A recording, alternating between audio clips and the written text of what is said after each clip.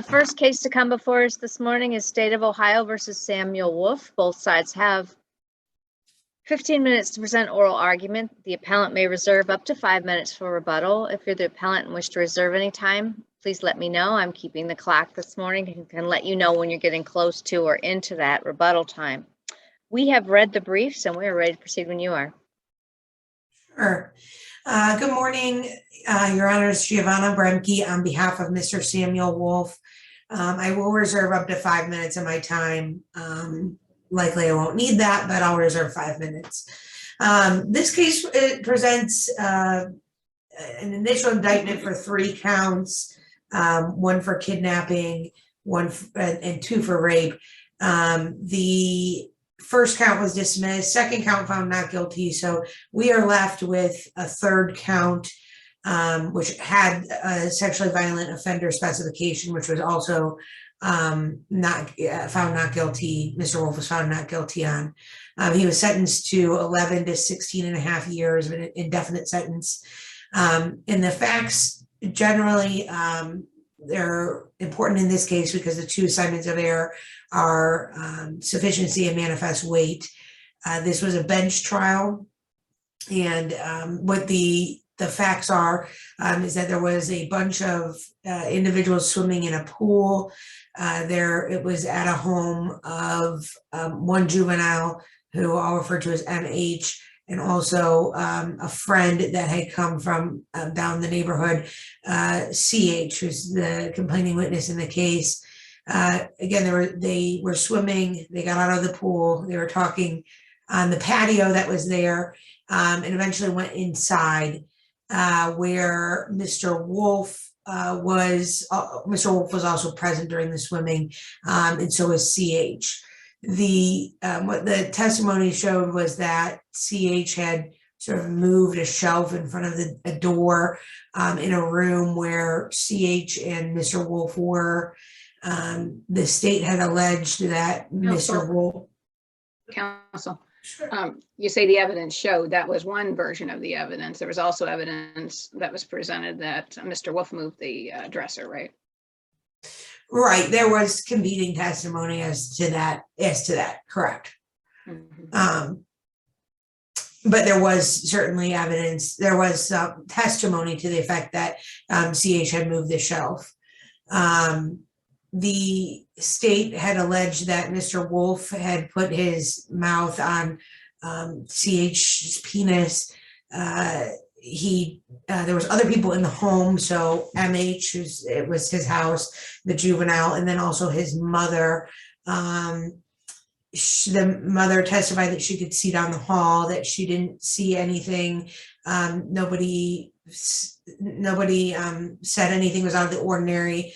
In fact, I think their testimony was CH eventually went home. They were all just kind of hanging out, and eventually the police show up and they are kind of dumbfounded. So again, the 2 assignments of error are sufficiency and manifest weight. Sufficiency under the 21CA011727 in alleging that the state failed to prove the harm. The CH actually testified that he was not harmed or threatened. I put that in his, I'm sorry, when I say he testified, I believe he actually told, there was testimony to that effect, that he had told the detective that, and he had also put that in his initial statement. That's transcript page 140. He, also his behavior in moving the shelf to block the door shows there was no fear. So the behavior is consistent with that testimony that there was no harm. Second is the manifest weight. And again, this sort of goes to a lot of the facts that I had already talked about, that there was a lot of people around, that H's mother testified that she could see down the hallway where the room was, that nothing was out of the ordinary, that once CH got home, he waited over an hour and then eventually told his mother. Again, the detective, her testimony is around transcript page 128. She testified it's difficult to interview young children, particularly 11-year-old, because of their age. She also testified that he told her that he was not harmed, and that he made comments along the lines of that his story checks out, that he watches forensic files, and that they were statements that would, the defense argued, that would be indication of fabricating a story. And the detective also, in her testimony, had touched on that as well.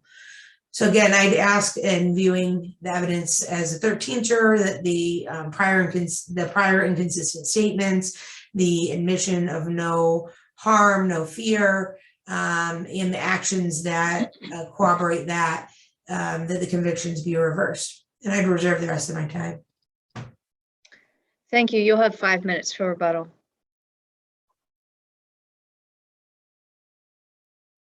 Ms. Paprocki. Thank you, Your Honors. Lindsay Paprocki of the Lorain County Prosecutor's Office on behalf of the state of Ohio.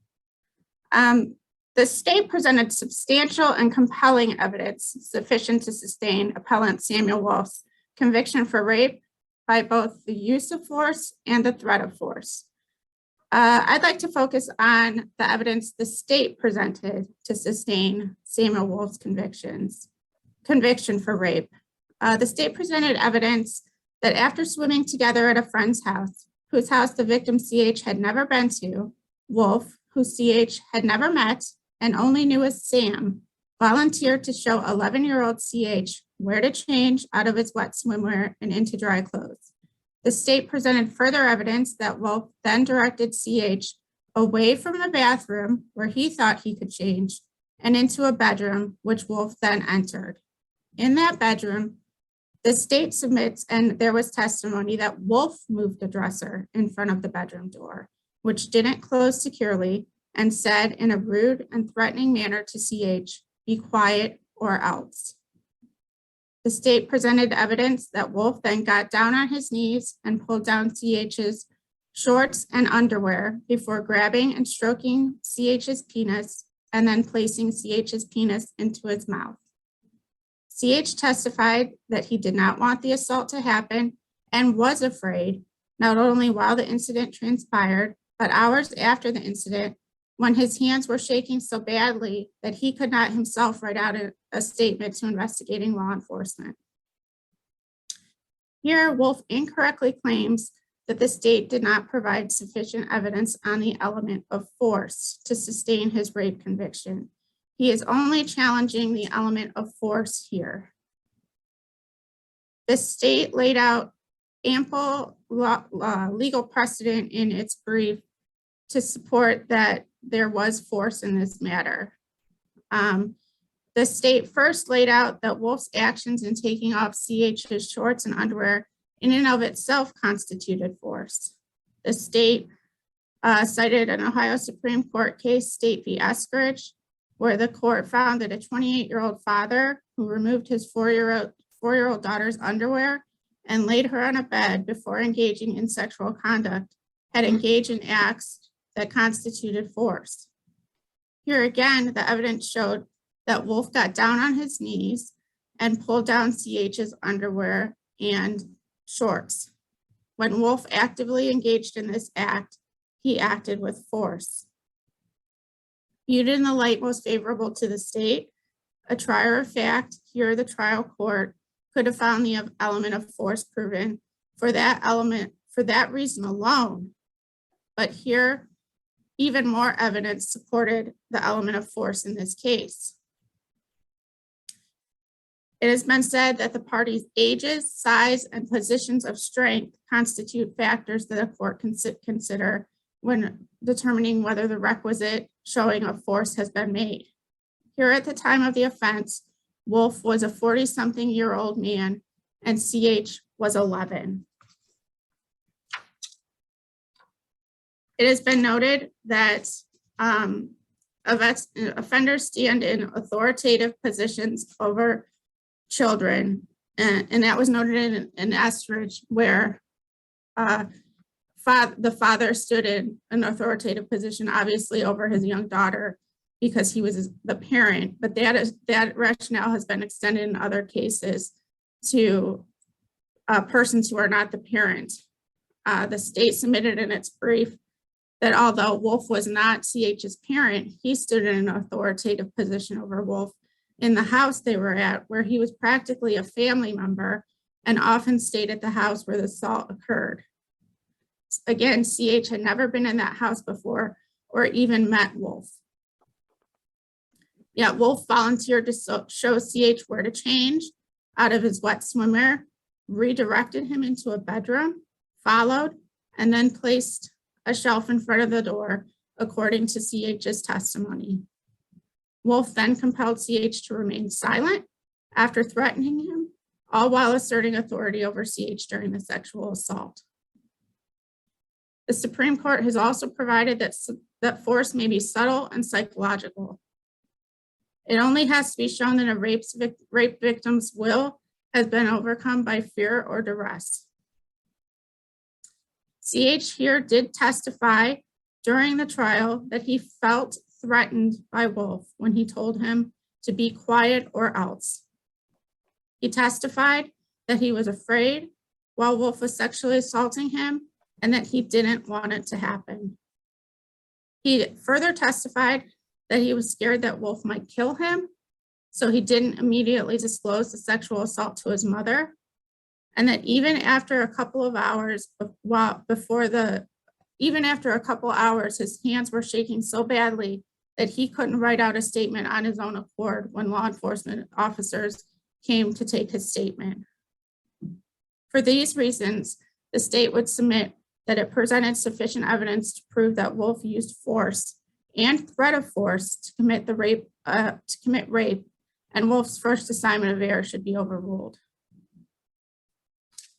Wolff's manifest, and speaking to the appellant's claim that he did not state that he was threatened, I think that statement comes from his initial statement to law enforcement, which was then later rebutted by his testimony in the trial court repeatedly, where he stated that he felt threatened when he was told to be quiet or else.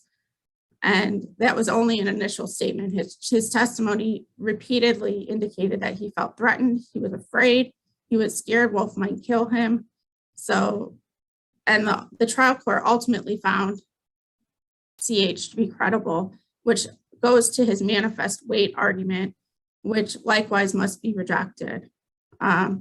Wolff is essentially offering that people were in the home when Wolff sexually molested CH, implying that if the sexual assault actually occurred, that someone would obviously have noted that or been aware that it had occurred, and that Wolff would have disclosed, CH would have disclosed it before he left. And Wolff goes so far as to attack CH's credibility, suggesting that he fabricated the account of what transpired in the bedroom.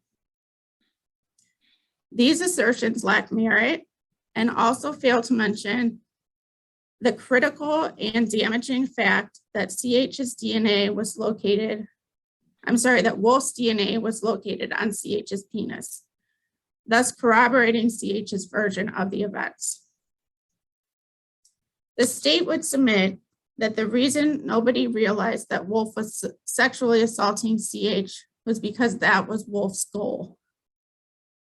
Wolff redirected CH from the bathroom and into a bedroom. He quietly closed the door, blocked the door, and told CH to be quiet or else, in an effort to ensure that no one would see or hear the sexual assault occurring. Wolff's manifest weight argument fails to acknowledge that CH intentionally took off from the residence as soon as he was able because he was too frightened based on Wolff's threat and what had transpired. He didn't intend to tell anybody what had happened. And with regard to CH's credibility, this court has repeatedly noted and held that triers of fact are in the best position to determine the credibility of witnesses and evaluate their testimony. The court has stated that it will not overturn a conviction on manifest weight grounds simply because the trier of fact determined, and believed the state's version of events over another version. Here, the trial court expressly found CH to be credible. Finally, Wolff cannot overcome the fact that his DNA was found on CH's penis. A swab of CH's penis turned up the presence of amylase, which is most frequently and overwhelmingly associated with the bodily substance of saliva. Saliva would confirm in large part that someone's mouth was in contact with CH's penis. In combination with CH's testimony, the discovery of Wolff's DNA on CH's penis constituted almost incontrovertible evidence that Wolff sexually molested CH by placing CH's penis in his mouth. This case does not constitute an exceptional case in which the trier of fact, here the trial court, clearly lost its way. Wolff's second assignment of error should be overruled, and this court should affirm Wolff's convictions and sentence. Thank you, counsel. Thank you. I don't have a rebuttal, Your Honors. I Okay. wait my rebuttal. Okay. Thank you both for your presentations today. The court will take the matter under advisement. We will issue a decision which will be mailed to all parties to this appeal as well as posted on the Ohio Supreme Court website. Our next video oral argument is Tuesday, February 1st. We are adjourned. Have a wonderful day. Bye-bye, everyone.